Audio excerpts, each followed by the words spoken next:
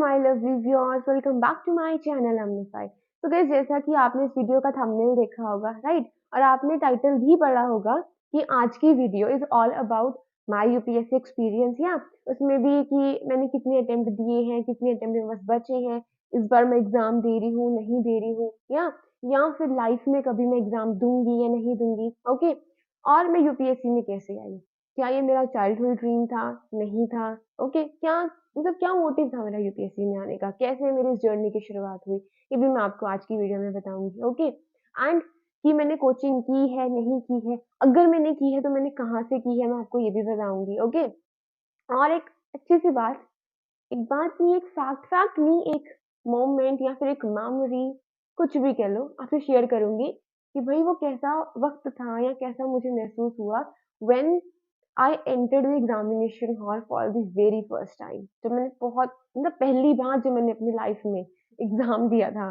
कोई competitive exam दिया था, तो उस टाइम पे कैसा एक एहसास हुआ था, क्या हुआ था, कैसे नर्वसनेस हुई थी, एंजाइटी कितनी हुई थी, ये सब कुछ मैं आपको आज की वीडियो में बताऊंगी। ओके, तो आगे बढ़ने से पहले सबसे पहले तो I want to thank you people are amazing. Okay, है ना। एंड सेकंड चीज मुझे आपसे एक रिक्वेस्ट करनी है कि प्लीज जितनी भी बैकग्राउंड नॉइजेज है ना, उसके लिए I am really very sorry because I can't control them, है ना, तुम इनको कंट्रोल नहीं कर सकती हो। तो करें स्टार्ट। ओके, तो देखो, सबसे पहले तो ना मैं यहीं से स्टार्ट करती हूँ कि भाई मैं इस जर्नी में, इस यूपीएससी के क्या बोले, इस यूपीएससी की दुनिया में मेरी एंट्री कैसे होती है। और अगर मैं आपको थोड़ा लग रहा है ना कि थोड़ा मैं आपको थोड़ा हैप्पी हैप्पी दिखाई दे रही हूँ, तो उसके लिए भी आई एम सॉरी, क्योंकि I am very excited to share this. And वैसे आपने मुझे पढ़ाते देखा होगा आज तक, है ना, उसमें आई am very serious kind of person. आपने मेरा ब्लॉग भी देखा होगा। I know that's horrible blog, क्योंकि उसमें एडिटिंग वाज लाइक, क्या ही बोलूं, है ना, इतना टाइम मेरे पास नहीं होता है कि मैं उसको एडिट कर पाऊँ या ब्लॉग शूट कर पाऊँ, क्योंकि मुझे और भी बहुत कुछ काम होता है, मेरा बैकअप प्लान भी है कुछ, तो वो भी मैं आपको इस वीडियो में बताऊंगी। ठीक है, तो देखो होता क्या है, सबसे पहले तो जो मेरा बैकग्राउंड है, ट्वेल्थ में आई हैड अ कॉमर्स, ठीक है, तो मेरी कॉमर्स स्ट्रीम थी। एंड उसके बाद मैंने स्विच करा जर्नलिज्म एंड मास कम्युनिकेशन में, मैंने अपनी बैचलर्स करी। ठीक है, फिर बैचलर्स के बाद मैं आती हूँ यूपीएससी पे। तो ये बीच में क्या हुआ, ये स्विच कैसे, बताती हूँ, सुनो ध्यान से। Come closer, I tell you one secret, come come come, बताऊं। तो देखो होता ही है दैट कि मेरा ना बचपन से सपना था कि मुझे एयर होस्टेस बनना है। आई एम श्योर आपका भी कुछ ना कुछ होता होगा। ठीक है, तो ऐसे ही मेरा भी था कि मुझे ना एयर होस्टेस बनना है। ओके, तो अब मेरा कॉलेज का फाइनल ईयर आ गया, तो मैंने सोचा कि चलो यार एक बार ट्राई करते हैं, इंटरव्यू दे देते हैं। अब वो बीच में मैंने क्यों नहीं दिया, या क्योंकि 12th के बाद देना होता है ना हमें एयर होस्टेस के लिए, एज का क्राइटेरिया होता है इसमें, तो हमें पहले देना होता है। तो फिर मैंने वो क्यों करी जर्नलिज्म, तो इस सब की भी एक अपनी ही कहानी है। वो भी अगर कमेंट करके बताओगे तो बताऊंगी, वरना नहीं बताती हूँ। ठीक है, आज भी बता रही हूँ, बस ऐसे ही बता रही हूँ, मन करा बताने का। फाइन।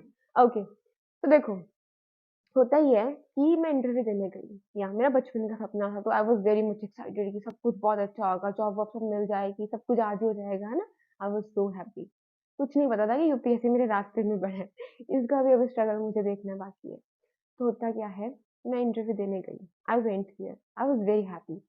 बट वहां जाके जो एचआर थी, है ना, जो वहाँ पे एचआर थे या थी, because she was a female, ठीक है, with you know huge respect, with due respect I am saying, ठीक है, थे जो भी, मतलब रिस्पेक्ट के साथ आई एम सेइंग, तो वहाँ पे she misbehaved with me.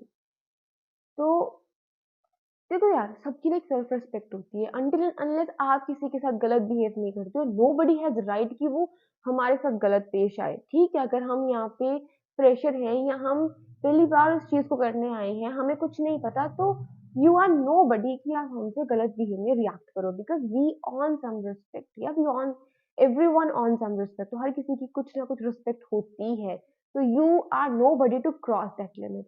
Same happen with me, she cross her limit and I was, ये क्या हो गया? क्योंकि जब हमें हमारा कोई ड्रीम होता है ना, हमारे दिमाग में उसकी कुछ अलग ही इमेज होती है, पर जब रियलिटी सामने आती है ना, तो कुछ और ही होता है। सेम मेरे साथ हुआ।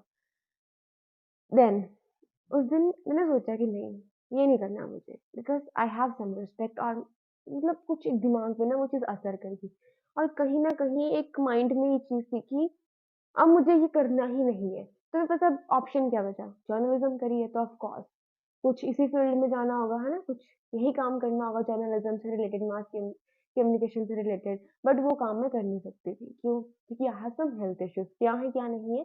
जिसने ब्लॉग देखा होगा शायद उसको पता होगा, नहीं पता तो I will let you know after this video, या कभी ठीक है? आई एम सॉरी अगर मेरी बोलने की स्पीड कुछ ज़्यादा लग रही है, because it's my natural personality. पढ़ाते वक़्त इंसान कुछ और बन जाता है, वो एक अलग ही फ्लेयर होता है पर्सनैलिटी का। ब्लॉगिंग के टाइम पे भी कुछ और होता है, क्योंकि बाद में वॉइस ओवर कर रहे होते हैं ना, बॉडी लैंग्वेज कुछ और होती है। बट इट्स इट्स ट्रू मी और इट्स रियल मी, ठीक है? It's my true personality, how I speak, how I behave, या हाउ आई कुछ भी। ओके, अब पता है क्या है, तो पहली बार बना रही हूँ ऐसे आपके सामने। ब्लॉग में भी क्या था कि उसमें भी वॉइस ओवर किया था, तो बट यहाँ पे नेचुरली आई एम स्पीकिंग, तो कुछ भी ना मैंने प्रिपरेशन नहीं करी है कि अच्छा इसके बाद मैं ये बोलूँगी, नहीं मैंने कुछ भी प्रिपेयर नहीं करा है। मैंने सोचा कि चल ठीक है, कुछ भी नहीं है बनाने को, वीडियोज़ बनाने का टाइम नहीं मिलता, तो आज एक छोटी-सी वीडियो रिकॉर्ड कर देती हूँ, ताकि चैनल पे आप लोग भी वेट करते हो ना। तो ठीक है जी, वापस आते हैं। तो अब मैं उस जर्नलिज़्म फील्ड में जा नहीं सकती, कर तो ली है, इंटरेस्ट भी है आगे बढ़ने का, शौक भी है जाने का, जज़्बा भी, जुनून सब कुछ है, बट आई कांट, नहीं कर सकती मैं उसे। तो ठीक है, तो फिर अब क्या करें? उस टाइम पे लॉकडाउन भी हो रहा था, 2020 के आस-पास का टाइम था जब मेरा फाइनल ईयर था ग्रेजुएशन का। तो फिर अब मम्मा कहते कि ये कुछ ना आईएएस होता है, शी नोज़, है ना? तो उनको पता है। तो मुझे कुछ नहीं आइडिया था कि भई कोई यूपीएससी होता है, आईएएस का एग्ज़ाम जो है वो कोई यूपीएससी नाम की बॉडी होती है, वो कंडक्ट कराती है, कुछ भी नहीं पता था मुझे। अभी इसी में आंसर छिपा है आगे कि कोचिंग लेनी चाहिए कि नहीं लेनी चाहिए। तो मुझे ट्रस्ट नहीं, ऑनेस्टली मुझे कुछ नहीं पता था, I was so stupid at that time. Bachelors कर लिए, ये नहीं पता भाई यूपीएससी होता है जो कि आईएएस का एग्ज़ाम कराता है, और आईएएस होता क्या है, ये भी नहीं पता था। अब आप लोग मुझ पे हँसोगे, इट्स रियलिटी होता है, ठीक है? मुझे नहीं पता था, सच्ची नहीं पता था। चलो पता चल गया कि ठीक है, आईएएस है, एक आईपीएस है।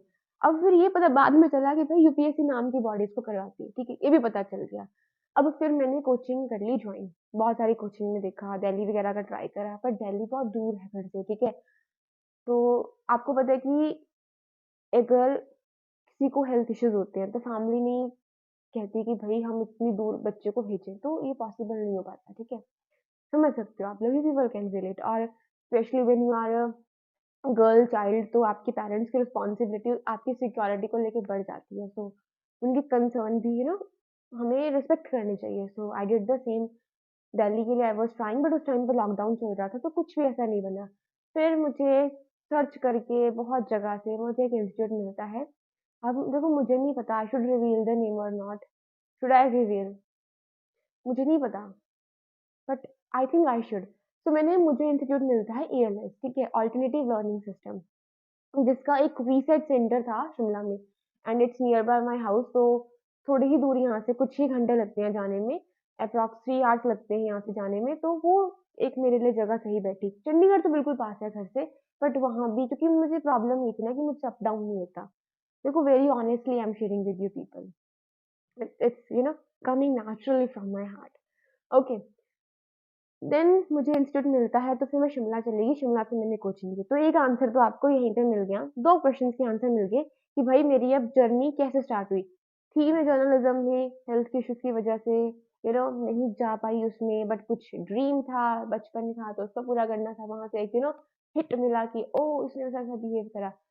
तो क्योंकि रिस्पेक्ट ही नहीं, जब वहाँ पे कोई रिस्पेक्ट नहीं दे रहा, तो ऐसे प्रोफेशन में मैं क्यों जाऊँ, ठीक है? क्योंकि पहला ही इंसान किसी भी चीज़ के लिए क्यों जाता है?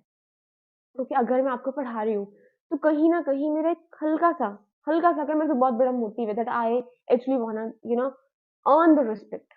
I truly वांना earn the respect. सबका ही होता है। तो उस किसी भी प्रोफ़ेशन में जाने का पहला हमारा मोटिव ये होता है कि भई हमें रिस्पेक्ट अर्न करनी है। तो मुझे कुछ और नहीं दिखा, तो मुझे सिर्फ़ एक ये दिखा कि ओके, एटलीस्ट कुछ नहीं तो एक रिस्पेक्ट मिलेगी।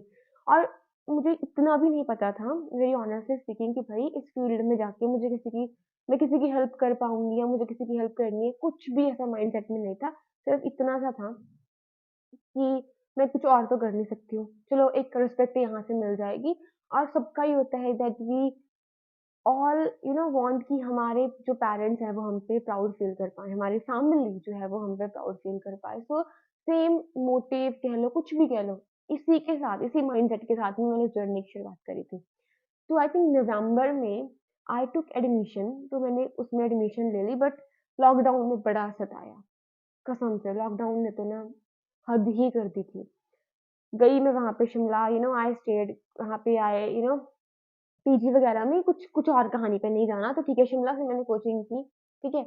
वहाँ से कोचिंग की, वहीं पे मैंने अपना फर्स्ट अटेम्प्ट दिया शिमला में। तो 2 आंसर्स मिल गए, कैसे मेरा बैकग्राउंड था स्विच हुआ बिकॉज़ हर्ट हो गया था, ठीक है। एंड अगला भी आपको आंसर मिल गया कि मैंने कहाँ से कोचिंग की या नहीं की? येस मैंने की, कहाँ से की? मैंने एएलएस से की, जो कि दिल्ली एस्टेब्लिश्ड इंस्टीट्यूट है और उसका एक बीसेट सेंटर है आपका शिमला में, ठीक है। तो मैं वहाँ पहुँच गई।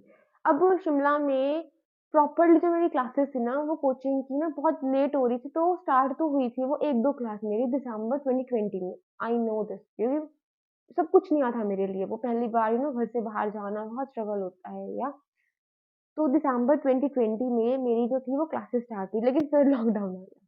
फिर बीच में 3-4 मंथ्स का गैप आ गया। तो ऐसे करके मेरी जर्नी यूपीएससी की निकली है। कुछ नहीं पता था मुझे।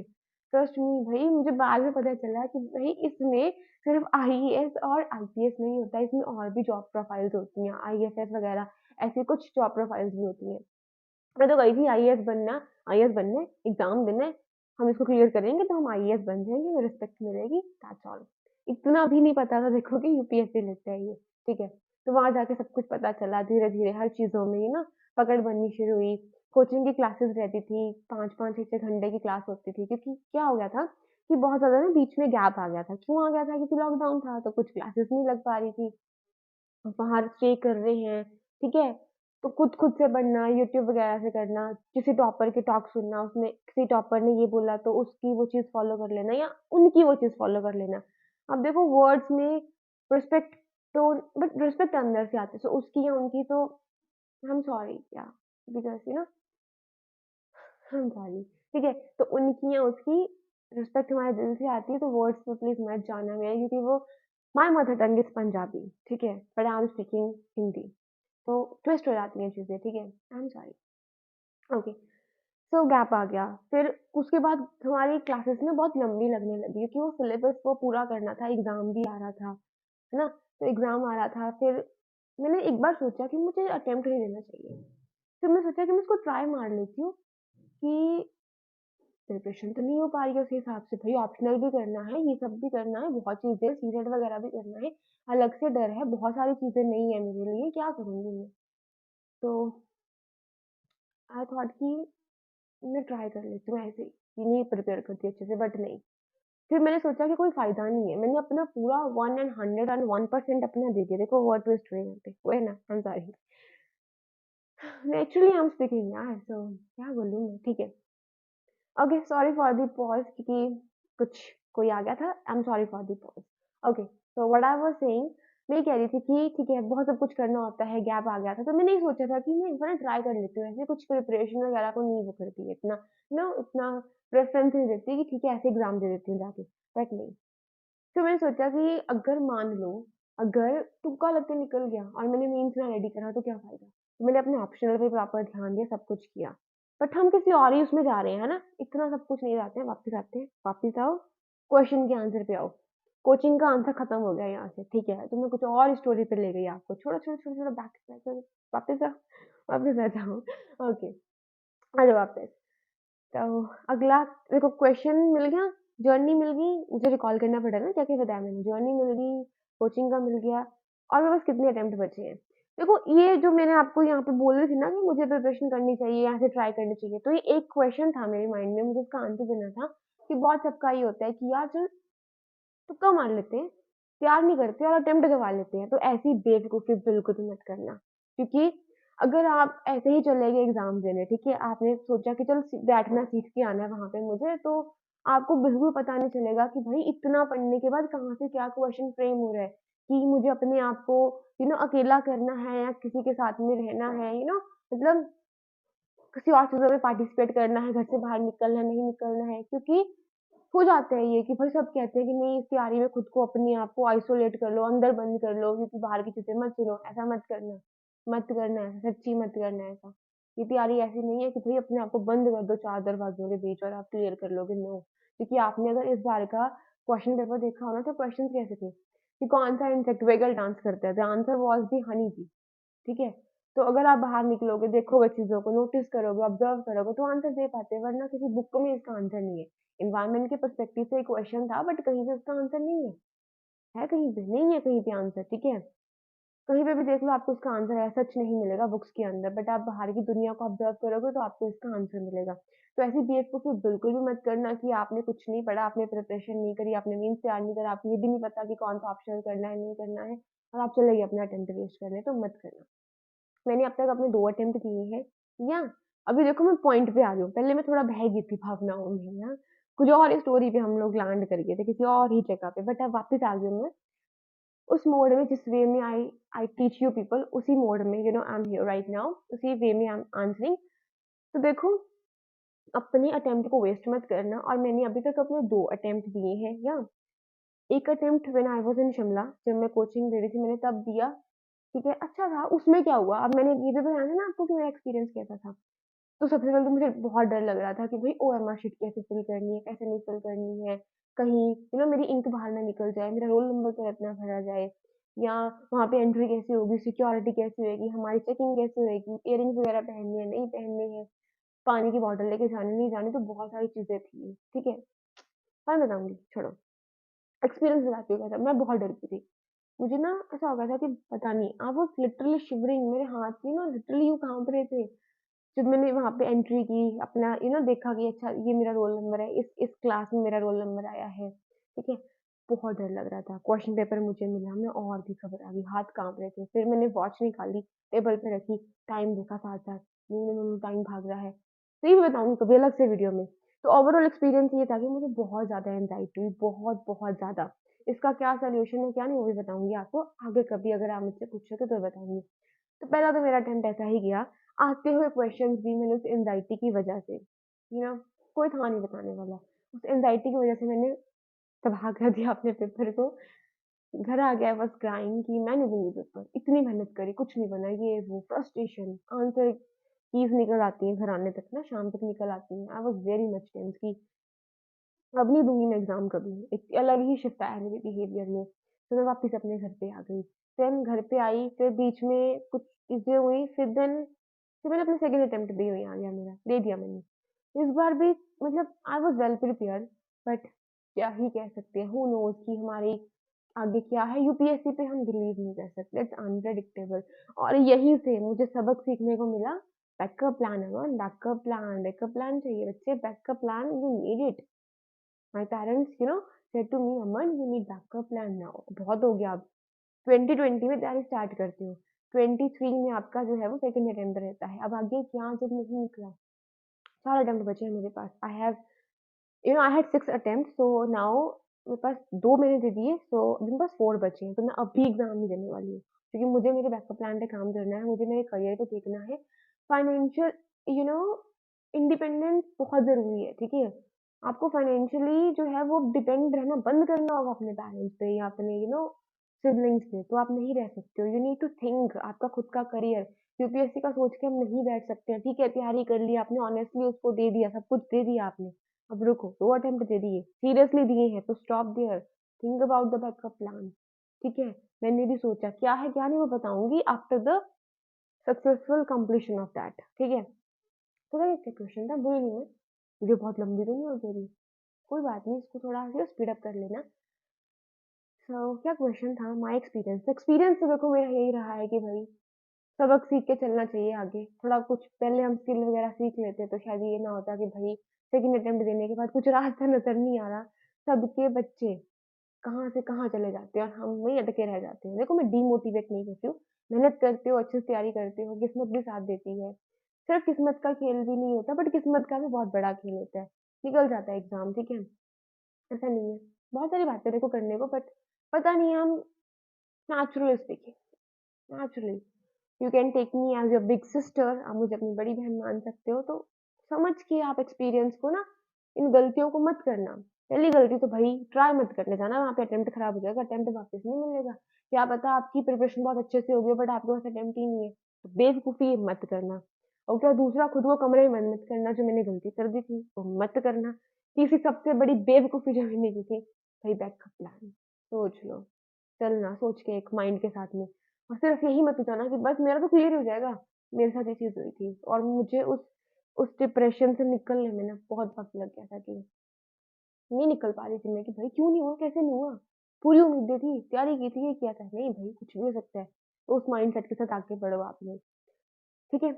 आज का टाइम एक वो टाइम था जब मुझे यूपीएससी एक आईएएस का एग्ज़ाम कंडक्ट कराता है, ये भी नहीं पता था, और एक आज का टाइम है कि I am teaching to you people, ये सब कैसे आया? ठीक है? ये सब आया कि पहले तो मैंने कोचिंग ली। देखो यहाँ से ये क्वेश्चन निकलता है कि इसको कोचिंग करनी चाहिए, क्या कोचिंग ज़रूरी है, क्या नहीं ज़रूरी है? अगर आपको पता है, अगर आपका ऑलरेडी ऐसा बैकग्राउंड है, आपका बचपन से ही माइंडसेट है कि आपको इस फील्ड में जाना है, आपने सिलेबस भी गो थ्रू करा होगा, या आपके कुछ ऐसे सब्जेक्ट हैं जो ओवरलैप करते हैं। अगर आपने ह्यूमैनिटीज़ बैकग्राउंड से अगर आप लोग हो, तो आपकी ज्योग्राफी, हिस्ट्री चीज़ें जो है वो ओवरलैप कर जाती है। जैसे मेरे में कर गई थी इकोनॉमिक्स, ठीक है? ओवरलैप कर गई थी यहाँ पे आके, क्योंकि मेरा कॉमर्स था। तो अगर ये चीज़ें आपकी फाउंडेशन है और आपने ग्रेजुएशन भी आपकी इसी फील्ड में, तो आपको कोचिंग की कोई भी ज़रूरत नहीं है। अब जिस बच्चे को यही नहीं पता, मुझे जैसे मुझे नहीं पता था, इंडियन ज्योग्राफी भी कोई नाम की चीज़ होती है, अच्छा, पेनिनसुलर प्लेटू भी कुछ होता है, ओके, इस कंट्री की लोकेशन वहाँ पे है, ओह आई सी, कुछ नहीं पता था मुझे, I was dumb. Journalism mass communication से थी, बट ये चीज़ें नहीं होती वहाँ पे, है ना? कि आपको पर्टिकुलर ये चीज़ों की लोकेशन ऐसा कुछ भी इतना नहीं होता, वो फ़ील्ड होती है, उसमें भी हमारा अलग-अलग कुछ अलग ही होता है, मैं बताऊँगी, ठीक है? वो इस चीज़ से रिलेटेड नहीं है, वो जर्नलिज़्म का अलग नीश होती है, उसमें भी अलग-अलग चीज़ें होती हैं, कि हम किसकी किस कैटेगरी में हम लोग काम कर रहे हैं, तो वो अलग होते हैं। तो देखो, अगर आपको नहीं पता ना, बिल्कुल भी आपको कुछ नहीं पता, कुछ नहीं पता, कुछ भी नहीं पता, गो विद द कोचिंग, वहाँ से आपको चीज़ें मिलेंगी, ठीक है? अगर नहीं ले सकते हो कोचिंग, आप मुझे बोलो, मैं आपके लिए वीडियोज़ लेके आऊँगी। पता है क्या होता है? इंसान ना डिमोटिवेट कब हो जाता है, जब उसको कोई रिस्पॉन्स नहीं आता। अब मैं किसके लिए वीडियोज़ बना रही हूँ, मुझे ये नहीं पता। जब मुझे कोई रिस्पॉन्स नहीं कर रहा, तो मुझे नहीं पता लग रहा है मैं किसके लिए बना रही हूँ, तो मैं नहीं बना पाती, क्योंकि निकल नहीं पाती वो अंदर से कि अब बनाऊँ उठ के, बीच में से ब्रेक लेके नहीं निकल पाती। बताओगे? नहीं अफ़ोर्ड कर पा रहे हो कोचिंग की फीस, कोई बात नहीं, do let me know, I am your big sister. हक से बोलो, प्लीज़ टेल मी। मैम मत बोलना, मैम से पढ़ाने के वक़्त उस कैटेगरी में रहेंगे। जब कुछ बात करनी है, कॉल मी दीदी, हमें बताओ, हमें नहीं समझ में आ रहा, आई लेट यू नो कि अच्छा ऐसे करना है, ऐसे नहीं करना, बताऊँगी, ठीक है? मैंने बहुत स्ट्रगल फेस करा। हाथ क्या आया? कुछ नहीं, वही डिप्रेशन, फेलियर्स ये सब कुछ आया, बट मैं फिर भी उठी। I started with my channel and all that. वैसे मैंने सबके आंसर दे दिए आपको, जो मैंने देने थे। क्या क्वेश्चन था? एक्सपीरियंस, अटेम्प्ट्स का दे दिया, कोचिंग का दे दिया, लेनी ज़रूरी है कि नहीं लेनी? हाँ, भई अगर फाउंडेशन नहीं है, कुछ भी ओवरलैप नहीं करा, ग्रेजुएशन में कुछ और ही है आपका, तो लो। नहीं ले सकते मुझे बताओ, I will help you out, ठीक है? और अगर कुछ ऐसा है, तो यूट्यूब पे इनफ कंटेंट है, और चैट जीपीटी आज के टाइम पे तो बहुत कुछ है, कि एआई टूल्स का यूज़ करो प्रिपरेशन में, स्मार्ट बनाओ हार्ड के साथ-साथ। टोटली हार्ड पे डिपेंड मत रहो, ठीक है? आगे स्ट्रैटेजीज़ वगैरह हम बाद में डिस्कस करेंगे, लंबी हो जाएगी वही आप लोग बोर हो जाओगे। मैं ब्लॉग वगैरह बना नहीं पाती, तो सोचा थोड़ा आज ऐसे ही कर लेते हैं। और मुझे ये बताना, इन टॉक्स को हम क्या नाम दें, ठीक है? तो एंड करें? फिर से रिकॉल करो, सारे आंसर दे दिए मैंने? नहीं दिए हो तो मुझे बता देना, भूल गई मैंने क्या स्टार्ट करा था। बीच में कोई आ गया था, वीडियो पॉज़ लग गई थी, तो हो गया। करें एंड? ओके, तो थैंक्स फॉर वाचिंग गाइस। तो मुझे ज़रूर बताना आपको आज की वीडियो कैसी लगी, और मुझे ऐसी वीडियोज़ बनानी चाहिए या नहीं बनानी चाहिए। और मैं इतना फ़ास्ट बोलती हूँ, तो क्या पता आपको वीडियो को स्लो ही करना पड़ जाए। तो ठीक है, जोक्स अपार्ट, कुछ सीरियस बातें भी हैं, कुछ नॉन सीरियस भी हैं, दोनों ही। You can listen. So guys, thanks for watching. मिलेंगे नई वीडियो के साथ में। मैंने बहुत दिल से बोला है, यहाँ पे मैंने कुछ भी प्रिपेयर नहीं करा था। I know it's not good behaviour और गुड हैबिट कि हम लोग प्रिपेयर नहीं करके सीधा ही बोलते हैं, but no, the main motive of the main motive जो था मेरा इस वीडियो को बनाने का, दैट वाज कि naturally I want to speak to you people, naturally I wanted to speak, या क्योंकि अगर आप किसी के पास जाते तो वो आपसे प्रिपेयर करके ना बोलता ना, नेचुरली आप उससे गाइडेंस लेते। तो same I did in today's video. So और कुछ नहीं है, ठीक है? आई वाज एंडिंग, सो या लेट्स एंड दिस वीडियो। मिलेंगे नई वीडियो के साथ में, तब तक यार कमेंट करके बता दिया करो आपको क्या चाहिए क्या नहीं चाहिए। Feel free to contact. Okay, contact कैसे करना है बताऊंगी, और कमेंट करो, कि तब उससे पहले नहीं बताती। Bye, all the best.